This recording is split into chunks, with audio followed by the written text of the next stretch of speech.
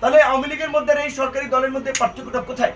নতুন দলের আত্মপ্রকাশ হয়েছে, সেখানে আমাদের দাওয়াত দিয়েছিল আমাদের পূর্ব নির্ধারিত একটি প্রতিনিধি সভা, যেখানে আমাদের দল এবং অঙ্গ সংগঠনের কেন্দ্রীয় নেতৃবৃন্দের পাশাপাশি জেলা এবং উপজেলা পর্যায়ের নেতৃবৃন্দ আমন্ত্রিত ছিল।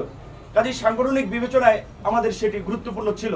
আমরা কিন্তু নতুন দলের বিষয়ে, তরুণদের রাজনীতিতে অংশগ্রহণের বিষয়ে সবসময় ইতিবাচকভাবে বলে আসছি, কিন্তু এই জুলাই গণঅভ্যুত্থানকে কেন্দ্র করে যারা রাজনীতি করতে চাচ্ছে তাদের অনেকে আমাদের সহযোদ্ধা সহকর্মী ছিল।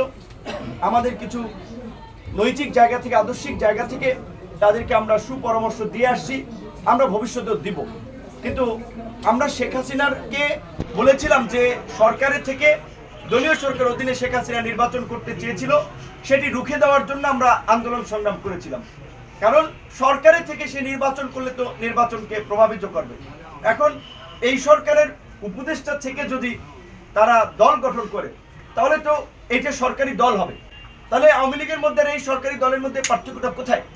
গণ অভ্যুত্থানকে যেভাবে গুটি কয়েক ব্যক্তিকেন্দ্রিক গ্লোরিফাই করা হচ্ছে কিংবা কাউকে বিশেষভাবে ক্রেডিট দেওয়া হচ্ছে, সেটা তো বাস্তবতা না।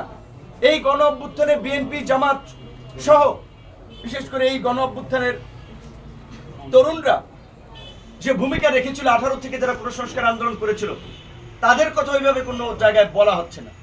এখন সরকারে আছে, সরকার উপদেষ্টা হয়ে তারা সরকার, ব্যবসা বাণিজ্য সবকিছু নিয়ন্ত্রণ করছে, গণমাধ্যমকে নির্দেশনা দিচ্ছে, এইভাবে খবর দেখাবেন, এইভাবে প্রচার করবেন, তারা প্রচার করছে। আওয়ামী মাফিয়া দুর্বৃত্তদের সাথে রাতের অন্ধকারে মিটিং করা হচ্ছে, তাদেরকে পুনর্বাসনের জন্য আশ্বস্ত করা হচ্ছে, আমলাতন্ত্র থেকে শুরু করে রাজনীতি সব জায়গায়। এগুলো তো আমরা মেনে নিতে পারি না। শুধুমাত্র বিএনপি একটা বড় রাজনৈতিক দল, বিএনপির অনেক ঘটনা, দু একটি ঘটনা বাইরে আসায় আমরা শুধু বিএনপিকে সমালোচনা করছি। এই ছাত্র নেতৃবৃন্দ যা করছে, আপনারা গোয়েন্দা সংস্থার প্রতিবেদন থেকে সেটি যদি জানতে পারবেন, সেটি আপনাদের গা শিউরে উঠবে। অবশ্যই আমরা চাই তারা ভালো রাজনীতি করুক, পরিশুদ্ধ রাজনীতি করুক, কিন্তু সরকারের থেকে তো সেটি সম্ভব না। এখন একজনে দল গঠন করেছে, একজন পদত্যাগ করেছে, বাকি দুজন তো সরকারে আছে। সরকারের বিভিন্ন মন্ত্রণালয়ে ছাত্র উপদেষ্টাদের তদারকি কমিটি আছে। সরকারের সাথে কাজ করায় স্বাভাবিকভাবে 3 উপদেষ্টার একটা ভালো নেক্সাস তৈরি হয়েছে। এখন তারা যদি একজন পদত্যাগ করে, দুজন তো আছে, এবং এই আন্দোলন কেন্দ্রিক বিশেষ করে এইখানে যারা উপদেষ্টা গঠন হয়েছে, তাদের আমরা সে গত 6 মাসের ভূমিকা দেখেছি। এটা নতজানু একটা ভূমিকা। তারা ছাত্র নেতৃবৃন্দের কাছে জিম্মি ছিলেন অনেক ক্ষেত্রেই। কাজেই তারাও সক্রিয়ভাবে মেরুদণ্ড উঁচু করে অনেক সিদ্ধান্ত নিতে পেরেছে, অনেক কাজ করতে পেরেছে বলে এটা আমি মনে করি না।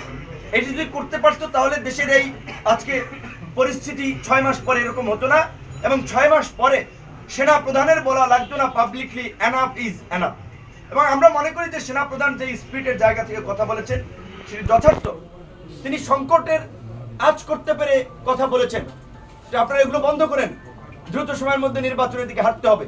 এছাড়া এখন আর গতি নাই। দেশি বিদেশি নানান ধরনের ষড়যন্ত্র হচ্ছে, বিভিন্ন এই ধরনের একটা খোলা অবস্থায় বিভিন্ন গোষ্ঠীকে ব্যবহার করা হচ্ছে। তো সেই জায়গা থেকে ছাত্র নেতৃবৃন্দ সহ অন্যান্য রাজনৈতিক দল, আমরা 42টি রাজনৈতিক দল হাসিনার বিরুদ্ধে আমরা আন্দোলন করেছিলাম একসাথে। এখন অনেকে গিয়েছে, তারা সরকারে আছে, শুভেচ্ছা জানাতে আমরাও জানাই, এটাতে দোষের কিছু না। তবে আমরা মনে করি যে তাদের সরকার থেকে বেরিয়ে একটা সংগ্রামের মধ্যে দিয়ে গণ অধিকার পরিষদের তরুণরা যেভাবে 7-8 বছর উঠে এসেছে, সেইভাবে তৈরি হওয়া দরকার। এখন তারা যদি, আমরা যেটা আওয়ামী লীগের আমলে বলেছিলাম না, আমাদেরকে কোটি কোটি টাকার অফার দেওয়া হয়েছে, সিটের অফার দেওয়া হয়েছিল, আমরা যাইনি সেখানে। যখন ওই জেনারেল ইব্রাহিম সাহেব কিংবা আপনার ওই শাহজাহান ওমরের মতো লোকেরা গিয়েছে, তখন আমরা বলেছিলাম যে শেখ হাসিনার সরকার রাজনীতিতে কোরবানির গরু, কোরবানির পশুর মতো কেনা বেচা করছে।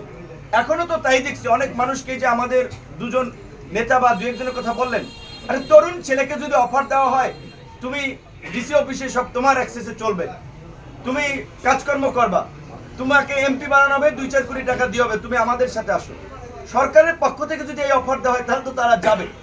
যারা গিয়েছে তারা আবার ফিরে আসবে। অতীতেও যারা গিয়েছে তারা অনেক এসেছে।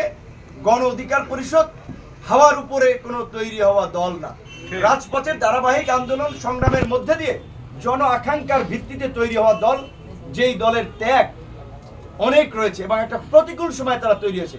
কাজে এই দল আছে, থাকবে এবং ভবিষ্যতে এই দলই বাংলাদেশকে ইনশাল্লাহ নেতৃত্ব দেবে।